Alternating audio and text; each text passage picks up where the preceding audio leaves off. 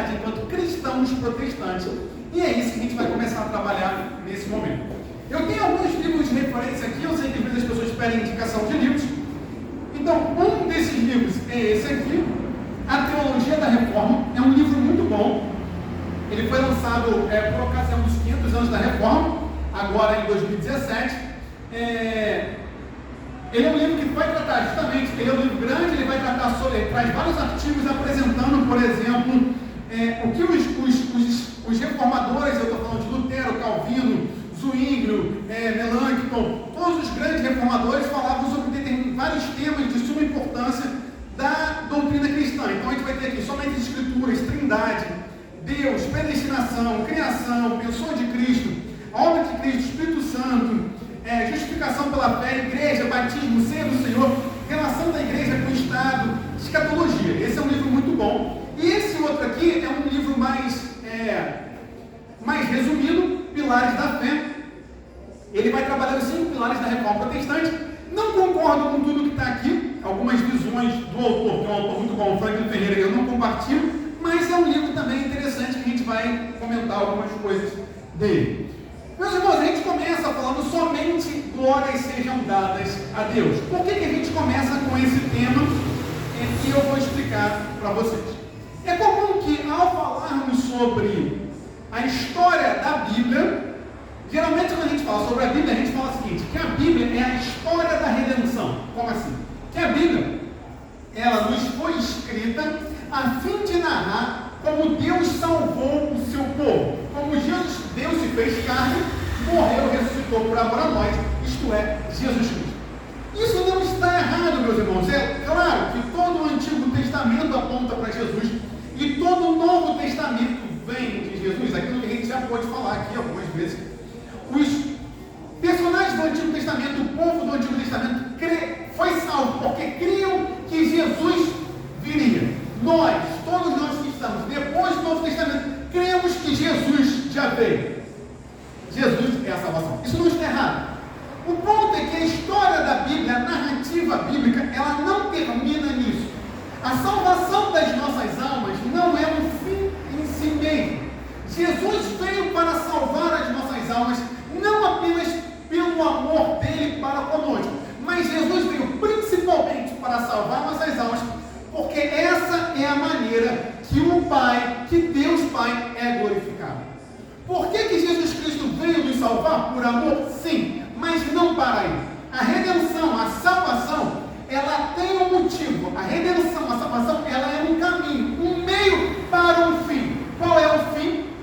A glória de Deus. Sendo assim, meus irmãos, nós conseguimos entender, e eu vou demonstrar isso com os textos, eu só vou abordar agora os tópicos, e depois eu vou demonstrando isso na Bíblia. Afinal, eu tenho que provar tudo para vocês pela Bíblia. Por que Jesus Cristo morreu por amor a nós? Primeiro, porque essa era a vontade do Pai. Portanto, quando Jesus Cristo morre por amor a nós, ele glorifica ao Pai, cumprindo a vontade que o Pai tinha designado. Esse é o primeiro ponto. Mas o segundo ponto, Jesus Cristo então morre para nos salvar, para que o Pai seja glorificado, mas também porque só nós, filhos de Deus, somos capazes de dar glórias a Deus. A glória que Deus, devida ao Senhor, somente os salvos podem dá-la ao Senhor. Por quê? Porque pecadores não glorificam a Deus. Pecadores, aqueles que permanecem no pecado, não glorificam a Deus. É óbvio, no pecado não há glórias a Deus. Portanto, era necessário que Cristo viesse a fim de trazer um povo remido, justificado para dar glórias a Deus. Portanto, toda a doutrina, toda a Bíblia tem um único fim, a glorificação de Deus.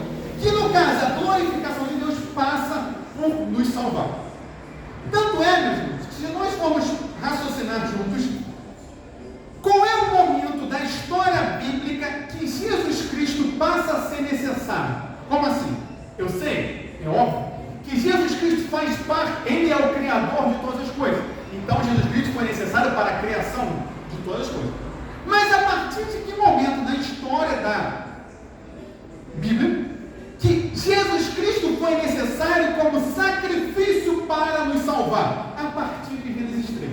Por quê? Porque em Gênesis 3, eu vou mostrar isso, vocês sabem, mas eu vou mostrar,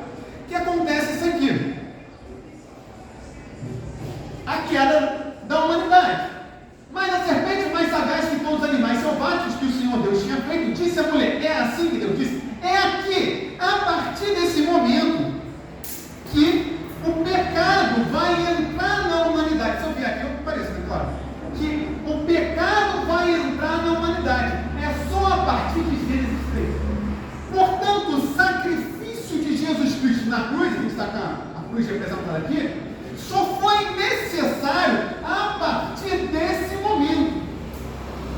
Até aqui não havia necessidade de Jesus morrer por amor a nós. Por quê? Porque não tinha pecado. O pecado só passou a existir a partir daqui. Gente, está fazendo sentido? Não, Joey. O pessoal que está vendo online, o pessoal que está aqui, ó. Esse aqui é o nosso like. Pode dar um like aí na transmissão. Olha. Sendo assim, a gente precisa raciocinar algo. O que é esse algo? Ora, se Jesus, enquanto Salvador, não estou falando enquanto Criador, Jesus é necessário desde sempre. Mas enquanto Salvador, se Jesus só é necessário a partir de Gênesis 3 e Gênesis 1 e 2. Ora, quando Deus cria o universo, Deus cria o universo em Gênesis 1 e cria a humanidade em Gênesis 2. Não havia necessidade de perdão, não havia necessidade de redenção, não havia necessidade de cruz. Por quê? Porque ainda não tinha pecado. Gente, isso está claro? Por que só é necessário Jesus como sacrifício pelos pecados a partir de Gênesis 3? Porque só aqui o pecado entra. Se a humanidade nunca tivesse pecado, Jesus nunca teria sido necessário que ele morresse. Que ele criasse sim, mas que ele morresse não. Vou usar o outro agora. Oi, deu para entender? Dá um like aí, então ótimo. Ora, portanto, é claríssimo de que quando Deus cria todas as coisas, ele não criou a humanidade e a criação para serem salvas do pecado. Porque quando Deus criou o homem e criou o mundo, não havia pecado. Então, qual foi o propósito de Deus na criação? E aí a gente já trabalhou isso. Se vocês quiserem uma exposição detalhada sobre isso, está no YouTube, na nossa playlist de Escola Bíblica, quando a gente trabalha Gênesis 1, é 1 hora só falando sobre isso. Aqui eu estou condensando. Mas se nós voltarmos ao capítulo 1, versículo 28, nós temos aquilo que é chamado de mandato cultural. O que vem a ser isso que eu vou explicar. Na verdade, eu vou botar primeiro no 27. A gente precisa lembrar de algo, que quando Deus cria a humanidade, ele faz o homem e a mulher como imagem dele. Imagem e semelhança do Senhor. Imagem e semelhança é a mesma coisa, tá, gente? Eu sei que alguns, até reformadores, vão fazer diferença, mas, pelo menos aqui pra gente, não faz diferença a questão de imagem e semelhança, a gente entende como uma coisa só. Pois bem, criou Deus, pois o homem à sua imagem, a imagem de Deus o criou, homem e mulher o criou. Portanto, Deus tinha feito todas as coisas, tinha criado todo o universo, mas imagem de Deus só havia um ser, isto é, o ser humano. Portanto, o ser humano é representante da imagem de Deus na terra. Aonde quer que Adão e Eva fossem, ali ia a imagem de Deus. Aonde quer que Adão e Eva se encontrassem, ali estava a imagem de Deus. Temos que entender e lembrar que Deus, ele não morava no jardim. Deus não morava no jardim do Éden. Quem estava no jardim do Éden? Adão e Eva. Adão e Eva, então, eram os representantes da imagem de Deus na terra. Ora, versículo 27, criou Deus, pois o homem à sua imagem, a imagem de Deus o criou, homem e mulher os criou. E aí o versículo 28 vem a famosa ordem. E Deus os abençoou e lhes disse: sede fecundos, multiplicai-vos, enchei a terra e sujeitai. O que significa essa ordem? Essa ordem sim, pega aqui. Essa ordem sim diz respeito, é claro, que Adão e Eva precisavam reproduzir a espécie para ter descendentes para a humanidade, crescer sim, mas é mais do que isso. Quando Deus abençoa, veja, Ele não apenas manda que eles multipliquem, Deus abençoa, Ele diz: sede fecundos, multiplicai-vos e enchei a terra. Ora, vamos montar um raciocínio. Se Adão e Eva são representantes da imagem de Deus, quando Deus então dá a ordem para Adão de encher a terra, e Adão e Eva são imagem de Deus, o que Deus está falando na verdade é o quê? Encham a terra com a minha imagem. Que a terra como um todo, que toda a criação se pareçam com o Criador. Como? Sendo cheios dos descendentes de Adão e Eva. E o que isso tudo tem a ver com a glória de Deus? Ora, muito simples, meus irmãos. Adão e Eva, por serem a imagem e semelhança de Deus, eles são representantes da imagem de Deus, e necessariamente, aonde a imagem de Deus está,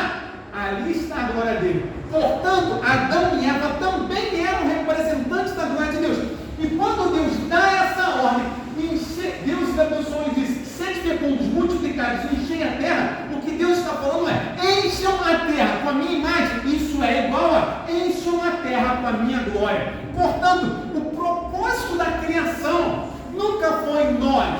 O propósito da criação, quando Deus criou todas as coisas, em Gênesis 1 e 2, antes do pecado, era que a glória dele se manifestasse. A criação, nós, as nossas vidas, só tem um propósito. Qual é? A glorificação de Deus. Que a glória seja dada a Deus. Gente, fez sentido? Alguém quer perguntar alguma coisa? Pode perguntar, que a gente pode perguntar, que não é comigo não. Então vocês podem perguntar, ou vocês podem dar um grande joia. Ó, isso aqui é um mega like oficial de NV da Madureira dele. 2. Muita Madureira na minha cabeça. Madureira 2. Ficou claro como isso aqui, a questão de multiplicar, crescer e multiplicar, uma vez que Adão e Eva são a imagem de Deus, também é igual a encher a terra com a imagem de Deus, que é igual a encher a terra com a glória de Deus. Está evidente esse argumento? Ótimo, que bom. Por que isso é fundamental? Novamente, porque em geral a gente vai falar assim, a Bíblia é a história da redenção. O que é redenção? Da forma como Deus nos salva. Sim, meus irmãos, é inequívoco isso. Mas a gente sempre tem que se perguntar o seguinte, Deus está nos salvando por quê? Ou para quê? Porque Ele nos ama? Sem dúvida nenhuma. Mas antes de qualquer coisa, Deus está nos salvando para que a glória dele se manifeste. Esse versículo, Gênesis 1, 28, é aquilo que nós chamamos de mandato cultural. O que é o mandato cultural? Para ficar mais fácil, é o propósito da nossa existência. O propósito da sua, da minha existência. O propósito da igreja de Jesus Cristo em existir é esse.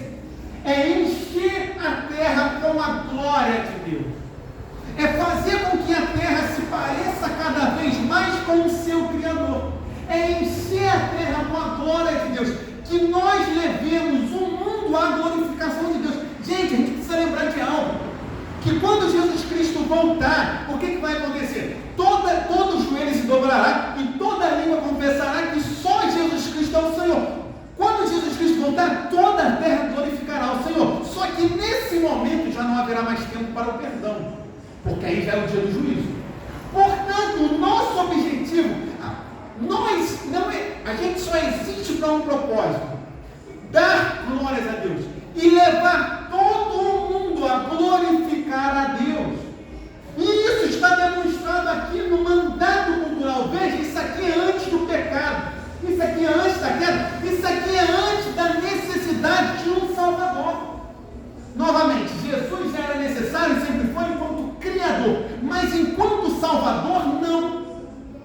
Por que aqui Jesus não era necessário enquanto Salvador? Porque ainda não tinha pecado para ser salvo.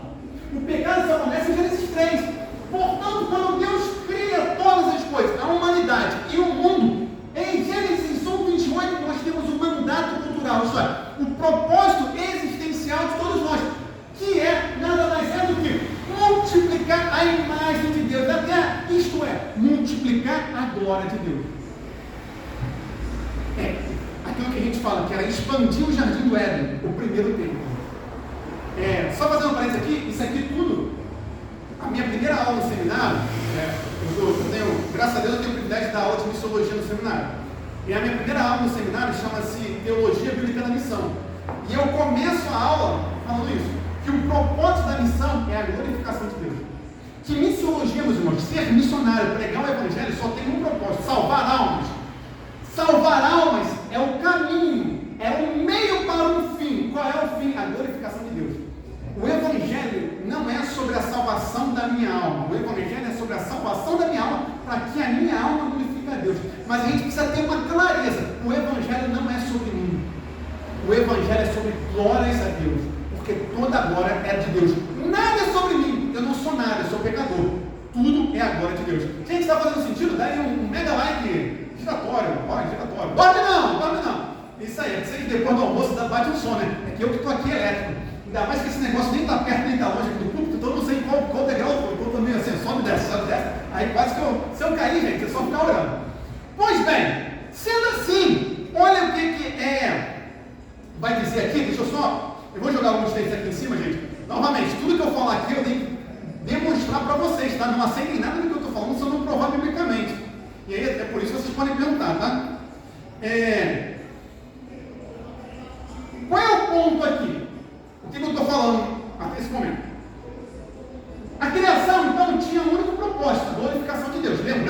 primeira aula é sobre somente glórias a Deus.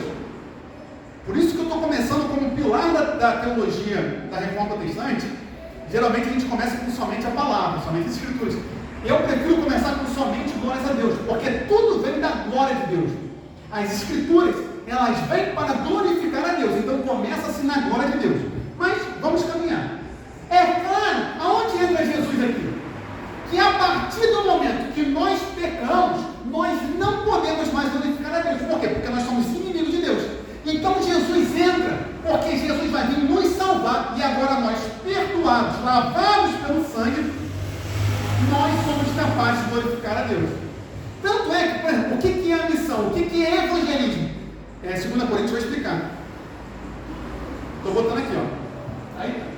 Ora, tudo provém de Deus, que nos reconciliou consigo mesmo por meio de Cristo, e nos deu o ministério da reconciliação. Qual é o nosso objetivo? É levar essa reconciliação. E olha aqui, a saber que Deus estava em Cristo, reconciliando consigo mesmo o mundo, não imputando os homens as suas transgressões, e nos confiou a palavra da reconciliação. De sorte que somos embaixadores em nome de Cristo, como se Deus exortasse por nosso intermédio. Em nome de Cristo, pois rogamos que nos reconcilieis com Deus. O que Paulo está falando aqui? Olha só. Nós somos embaixadores em nome de Cristo. O que é um embaixador? Embaixador é um representante. Por exemplo, embaixada da Argentina no Brasil. Não sei se você sabe, mas se você entra numa embaixada, vamos dar um exemplo. Vamos supor que você está, sei lá, no Iraque, e você está sendo perseguido. Você entrou na embaixada brasileira, não pode entrar, porque a embaixada brasileira não é mais território daquele país. A embaixada brasileira é território do Brasil. O embaixador é o representante da outra nação. Como aqui fala que nós somos embaixadores em nome de Cristo, ele vai explicar como se Deus exortasse o nosso intermédio. Isto é, nós somos representantes de Deus. Por que ele fala isso? Porque é um mandato cultural. Nada mudou. Desde Gênesis, nós sempre fomos embaixadores da glória de Deus.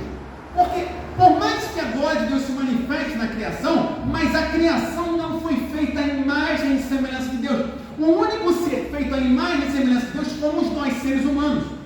Portanto, nós somos embaixadores dessa glória. A questão é que a partir do momento que o pecado entra, nós só podemos ser embaixadores da glória de Deus através de Cristo. Jesus então passa a ser necessário, e a nossa terceira aula vai ser sobre Jesus, somente Cristo. Porque Cristo é aquele que então, e ele explicou anteriormente, nos reconciliou. Ele reconciliou o mundo, isto é, ele perdoou os nossos pecados, e agora, uma vez perdoados e lavados pelo sangue de Cristo, nós podemos glorificar o Pai, porque somente os salvos glorificam o Pai por um motivo muito óbvio, que o pecador não dá glória a Deus. Sendo assim, Jesus se torna necessário para que então nós salvos nos tornemos glorificadores de Deus e levemos então essa reconciliação ao mundo, isto é, que façamos discípulos de Jesus Cristo. Gente, se lembre sempre que a grande comissão não é ir por todo mundo e pregar o Evangelho. A grande comissão é ir por todo mundo e pregar o Evangelho fazendo discípulos. Porque o discípulo não é apenas aquele que se converteu. O discípulo é aquele que glorifica a Deus. O objetivo das nossas vidas é glorificar a Deus. Isso sempre foi assim, desde a criação do Gênesis. A questão é, novamente, quando o pecado entra, isso não é que se perde, isso se torna impossível, a ordem é a mesma, mas nós já não queremos mais glorificar a Deus. Então é necessário Jesus Cristo na cruz para nos reconciliar, e agora nós voltamos a si, ou melhor, nós nos tornamos filhos de Deus, e agora, filhos de Deus, nós podemos dar glórias a Deus. Portanto, Jesus Cristo, novamente, o fim nunca foi a salvação apenas das nossas almas, mas Jesus Cristo vem salvar as nossas almas, porque uma vez salvos, nós podemos glorificar o Pai, que sempre foi o propósito da nossa existência. Gente, ficou claro?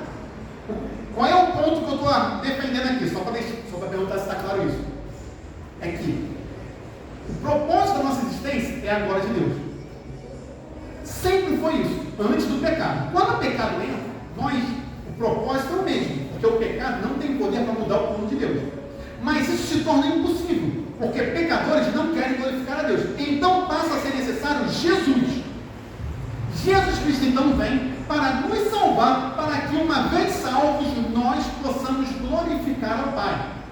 Mas novamente, o propósito da salvação em Jesus Cristo não é apenas salvar a nossa alma. O propósito da salvação em Jesus Cristo é que uma vez a nossa alma salva, seja capaz de falar glórias a Deus.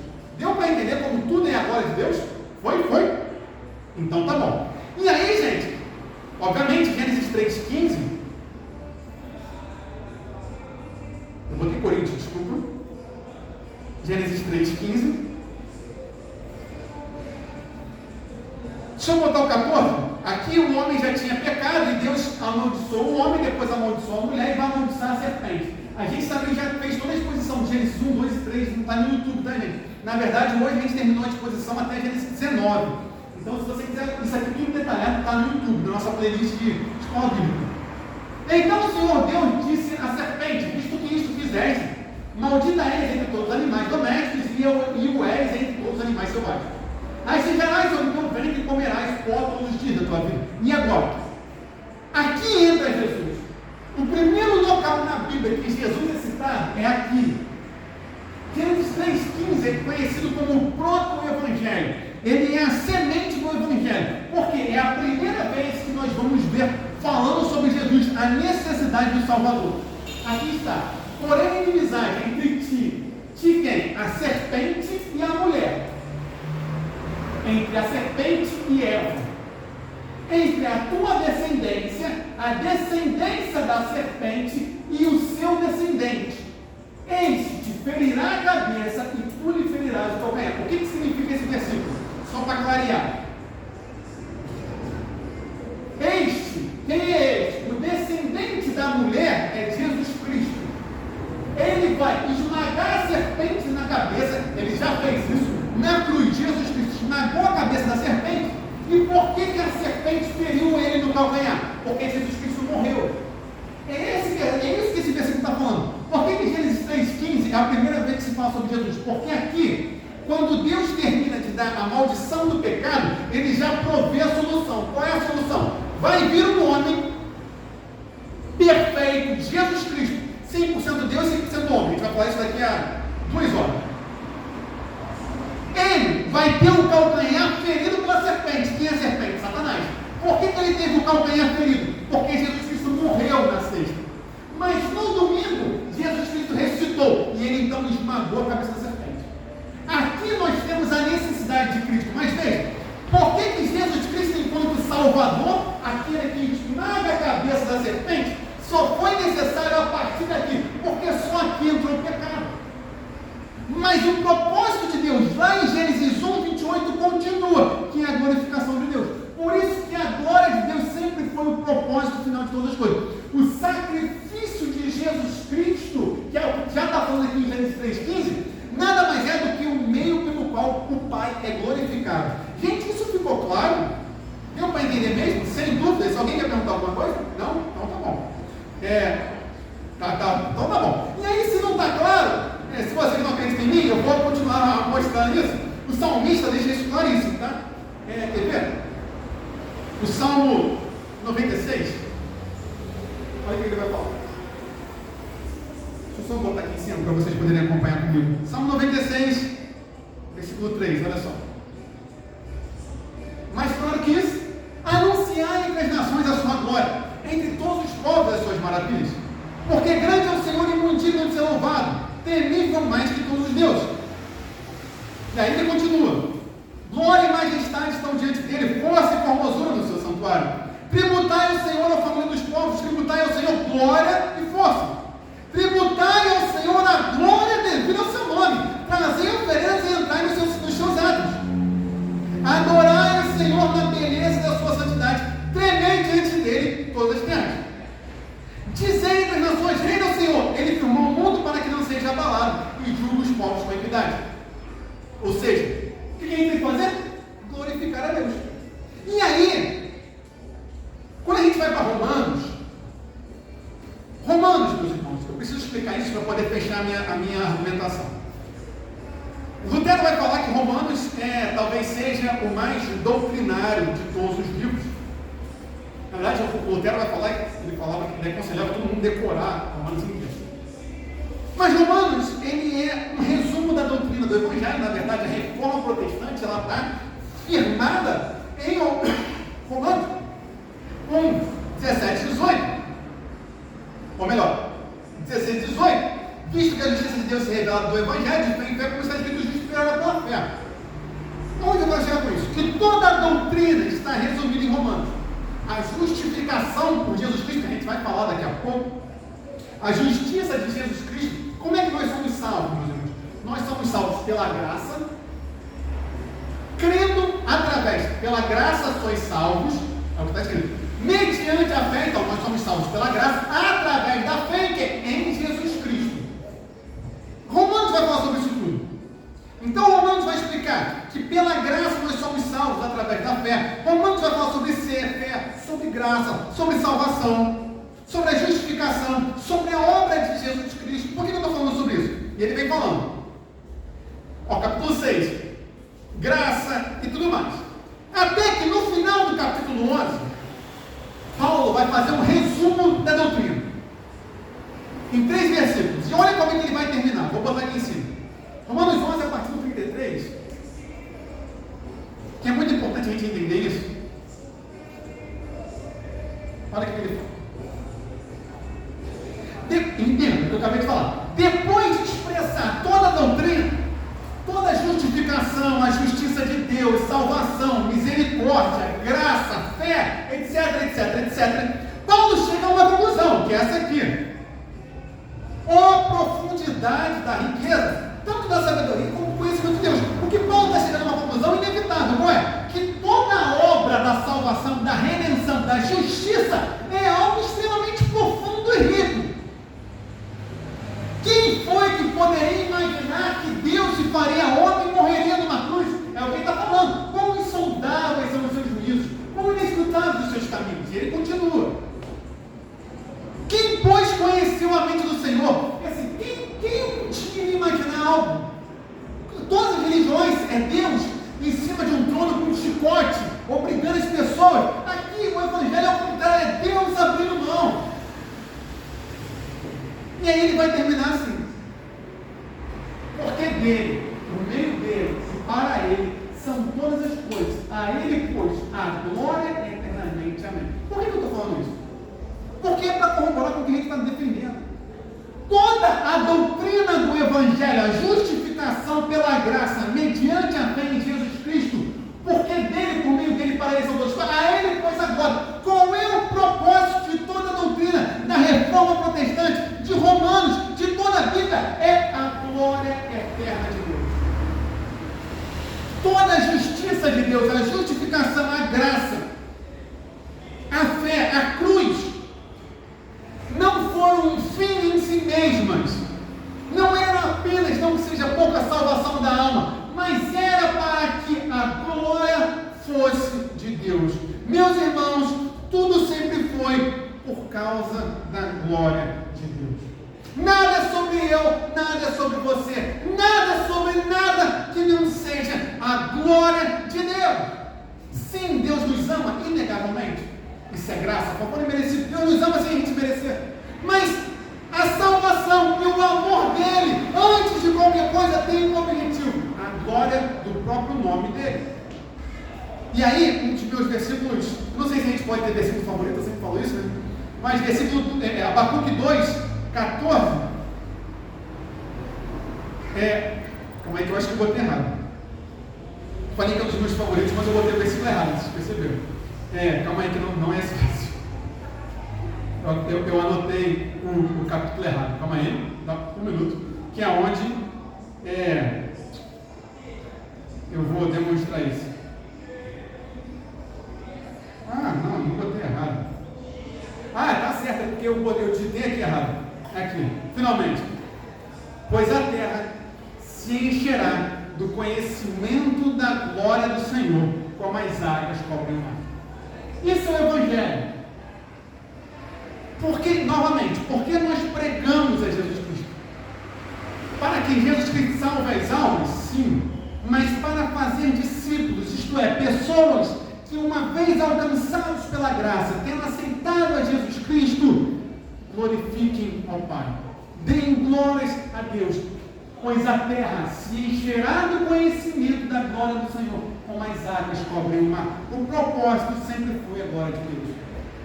E aí, para finalizar já essa primeira exposição, tem que passar rápido. Veja, na quinta-feira santa, Jesus estava reunindo com seus discípulos, participando da última ceia. E ele vai dar uma série de instruções. E Jesus Cristo vai explicar claramente que o sacrifício dele não era só para salvar as almas, era para a glória de Deus. Olha, aqui. João capítulo 17, a partir do versículo 4, na verdade 4 e 5. Deixa eu começar do 1, que fica melhor. Tendo Jesus falado dessas coisas, levantou os olhos aos céus. É a oração sacerdotal, tá? É a última oração de Jesus, enquanto ele ainda estava vivo. Tendo Jesus falado dessas, na verdade depois ele vai orar no Getsemane, né? Mas a última oração com os discípulos. Tendo Jesus falado dessas coisas, levantou os olhos aos céus e disse: Pai, é chegada a hora. O que hora que era chegada? A morte dele. E olha como é que ele começa a falar: glorifica a teu filho, para que o filho te glorifique a ti. Veja, meus irmãos, a hora era chegada. Jesus ia morrer. Para quê? Aqui ele está falando de salvação de alguém? Não. Tendo Jesus falado essas coisas, levantou os olhos aos céus e disse: Pai, é chegada a hora, ele vai morrer. Para quê? Para que ele fosse glorificado, para que o Pai fosse glorificado, para que o Filho fosse glorificado. O propósito da morte de Jesus sempre foi a glorificação do Pai. Veja, é chegada a hora. Glorifica teu Filho, para que o Filho te glorifique a ti. O que ele está falando aqui? Como assim glorifica teu Filho? Quando Jesus morre na cruz, é onde ele vai ser glorificado. Jesus Cristo vai ser glorificado na cruz, e cumprindo a vontade do Pai, o Pai vai ser glorificado, e o Filho te glorifica a ti. Por isso que o sacrifício de Jesus diz respeito à glorificação, a dar glórias a Deus. E aí ele continua: assim como lhe conferiste autoridade sobre toda a carne, a fim de que ele conceda a vida eterna a todos os que lhe deste. A vida eterna é esta, vocês conhecem. Que te conheçam a ti, o único Deus verdadeiro, é Jesus Cristo a quem enviaste. E eu te glorifiquei na terra, consumando a obra que me confiaste para fazer. Veja, por que Jesus consumou a obra? O famoso está consumado. Por que Jesus cumpriu toda a obra? Por que Jesus morreu na cruz? Para me salvar também, meus irmãos. Mas a salvação da minha alma era um meio, um mecanismo para algo muito maior. Jesus Cristo morreu na cruz para glorificar ao Pai. Eu te glorifiquei na terra, consumando a obra que confiaste para fazer. É muito engraçado, né? É muito interessante quando a gente trabalha o sacrifício de Jesus Cristo, a gente esquece disso. E veja, é Jesus que está falando ao Pai: eu te glorifiquei na terra, consumando a obra que me confiaste para fazer. Consumando a obra que me confiaste para fazer. Jesus, ele vai consumar, ele vai falar consome, é parecer de consumir, mas vai consumar a obra com qual objetivo? Glorificar ao Pai. E aí ele continua, olha o que ele fala agora: e agora glorifica meu Pai contigo mesmo, com a glória que eu tive junto de ti antes que houvesse o mundo. Veja que a questão da morte de Cristo sempre foi a glória. O que ele está falando aqui? Deixa eu começar de trás para frente, fica mais fácil. Com a glória que eu tive junto de ti antes que houvesse o mundo. Ele está falando de quando Jesus e o Pai estavam unidos na Trindade antes da criação. E agora glorifica meu Pai contigo mesmo. Por que glorifica meu Pai contigo mesmo? Porque Jesus na cruz vai ser glorificado, vai glorificar o Pai e vai vencer a morte, vai voltar para o Pai. Aonde eu quero chegar com isso, meus irmãos? Para caso tenha ficado um pouco nebuloso. A grande questão do sacrifício de Cristo não é a nossa salvação apenas. A grande questão do sacrifício de Cristo é glorificar ao Pai. De duas formas. É uma questão dupla. Qual é? Primeiro, que Jesus vai glorificar o Pai cumprindo a vontade dele. Qual era a vontade do Pai? Que ele viesse e morresse. Então, ponto número 1. Mas ele vai glorificar o Pai também como? Agora nos dando a vida eterna. Porque aqui é o que ele vai falar sobre isso. A vida eterna, isto é, que nós sejamos feitos filhos de Deus. Porque só os filhos de Deus podem glorificar o Pai. Essa é a dupla maneira a qual Cristo vai glorificar o Pai. Primeiro, com consumando a obra, isto é, obediência até a morte. Então o Pai é glorificado, por quê? Porque essa era a vontade do Pai. Mas Ele então vai abrir o caminho para que nós, seres humanos, fôssemos salvos, e uma vez salvos, pudéssemos também glorificar o Pai. Portanto, a história da redenção não diz respeito apenas à minha alma e à sua serem salvos, mas a história da redenção diz respeito a como o Pai é glorificado e como através de Cristo nós podemos glorificar o Pai. Por isso que o Evangelho não é sobre a salvação da minha alma, o Evangelho é sobre a glória de Deus. Oi, gente, caramba, eu fui no... pensei que acabou o fôlego no meio da fala, mas não acabou não, porque Jesus Cristo segura a gente. Em João 15, nesse mesmo contexto, tá? João 17 já é oração sacerdotal. João 15 está ali no comecinho da ceia do lava-pés. Olha aqui que vai falar a mesma coisa, só para ficar claro. Que é a passagem da videira, né? A gente tem uma exposição só sobre isso, tá? Está no YouTube, se você quiser saber sobre isso. A videira verdadeira está aí. Eu sou a videira verdadeira e meu pai é o agricultor. Eu vou chegar no ponto que eu quero, tá? Só estou lendo o contexto. Todo ramo que está em mim não der fruta, ele corta e tal. Nós já estamos livres por conta da palavra. Permanecer em mim, ele está falando sobre permanecer. Eu sou a videira, vós os ramos e tal. Se alguém não permanecer em mim, e tal aqui. Que aí eu fecho essa primeira aula com a dupla glorificação de Cristo ao Pai.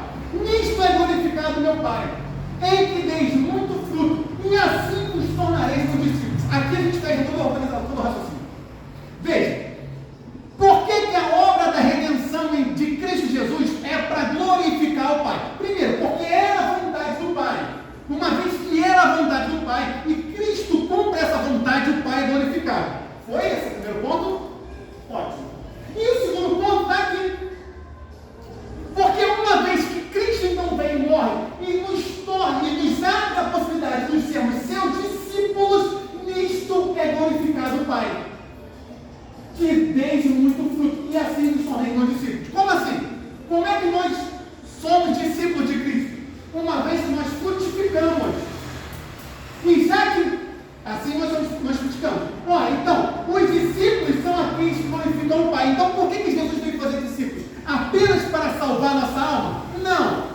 Jesus Cristo veio fazer discípulos salvando nossas almas, sim, mas porque é assim, nisto, que o Pai é glorificado. Por isso que a história da redenção não é sobre a salvação da nossa alma. A história da redenção é sobre a salvação da nossa alma para a glorificação do Pai. Aquilo que eu falei anteriormente. Por isso que a grande comissão não é apenas ir por todo mundo e pregar o Evangelho. É ir por todo mundo e pregar o Evangelho, fazendo discípulos, porque os discípulos são aqueles que glorificam o Pai. Nós pregamos o Evangelho apenas para as almas não irem para o inferno. Gente, isso é estreitar muito a doutrina. É resumir demais a doutrina. Nós pregamos o Evangelho sim para que as almas não vão para o inferno, mas para que as almas se tornem discípulos de Cristo e então glorifiquem o Pai, porque quem glorifica o Pai são os discípulos. Por isso que a grande comissão é ide por todo mundo e fazer discípulos, batizando em nome do Pai, do Filho e do Espírito Santo, e eis que estarei convosco até a consumação dos séculos. Portanto, primeiro, deixa eu pegar até o grande. Fez sentido, gente? Deixa eu levantar aqui o meu dedo com a crítica que eu falei hoje de manhã. Parece que vou repetir a mesma piada que eu fiz de manhã. Quem já ouviu pode vir de novo. Parece um dedo com artrite, tá vendo? Ele está caindo para baixo assim, mas ele está consertando essa artrite aqui. Então dá um like aí. Isso aí, pessoal online, pode dar like. Nesse seminário de hoje, a gente está trabalhando os pilares da reforma. E eu fiz uma inversão. Geralmente a gente começa como primeiro pilar somente as escrituras. Mas eu estou começando com somente glórias a Deus, por quê? A gente vai trabalhar somente glórias a Deus, somente as escrituras, somente Cristo, somente a graça e a fé.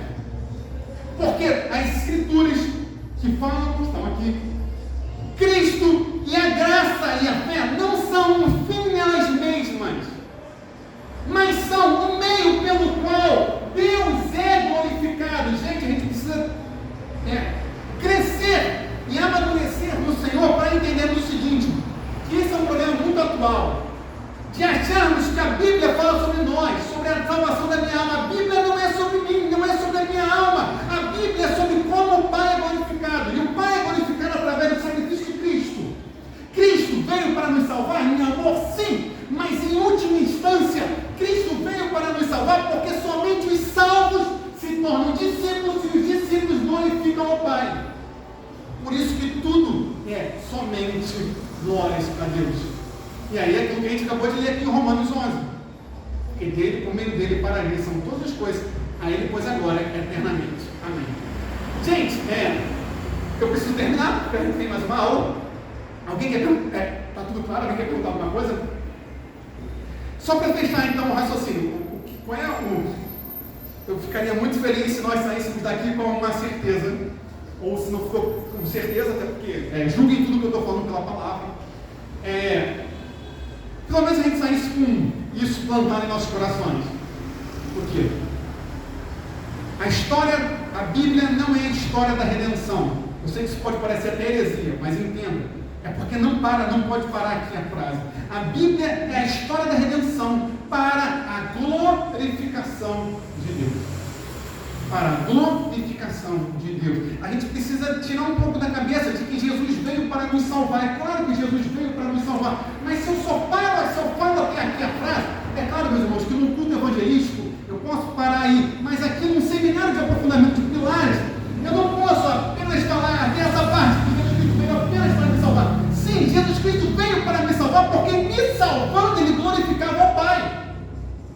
Ele glorificava o Pai porque ele cumpria a vontade do Pai, e ele glorificava o Pai porque ele fazia discípulos que agora podem frutificar e glorificar o Pai. Portanto, e aí deixa eu botar de novo, aqui o João 17, aqui eu demonstro que a salvação dos discípulos vai glorificar o Pai, mas que a própria obra em si de Cristo na cruz já é glorificada, que é o que ele vai falar aqui mais à frente na oração sacerdotal. Aqui,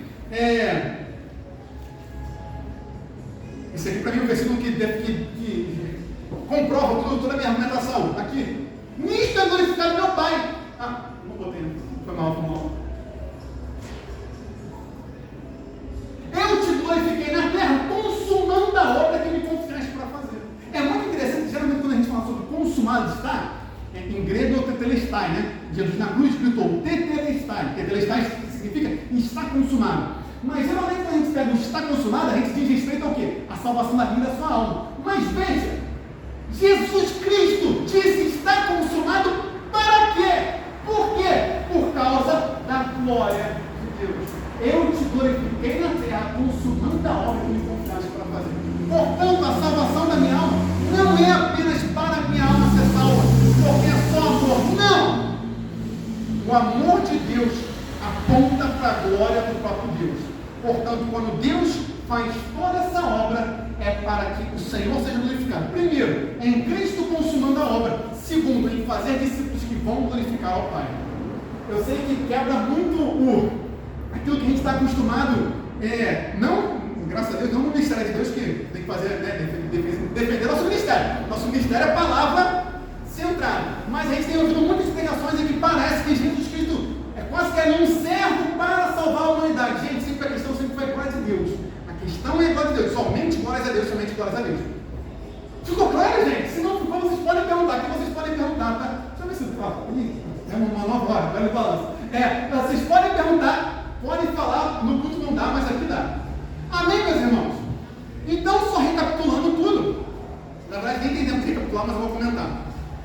Gênesis 1, 28 é um mandato cultural, isto é, está no YouTube, tá, gente? É a exposição de Gênesis 1, mas só lembrando que Deus, ao nos criar, Ele nos fez para encher e povoar a terra, isto é, encher a terra com a glória de Deus. Isso não mudou com o pecado em Gênesis 3, mas agora, para que nós possamos encher a terra com a glória de Deus, é necessário Jesus Cristo. Por isso que Jesus Cristo vem para consumar a obra, e uma vez consumando a obra, Ele glorifica o Pai e fazer discípulos, porque os discípulos são aqueles que dão glórias a Deus. E por isso que a ordem de Deus para nós, de Jesus Cristo, é fazer discípulos, isto é, aqueles que glorificam o Pai. Por isso, gente, que não basta a conversão, é discipulado. Por isso que a gente tem que trabalhar discipulado. Amém, meus irmãos? Vamos orar, então? Vamos orar, porque daqui a 2 minutos a gente está de volta para mais uma exposição. Isso aí, muito obrigado, pode parar.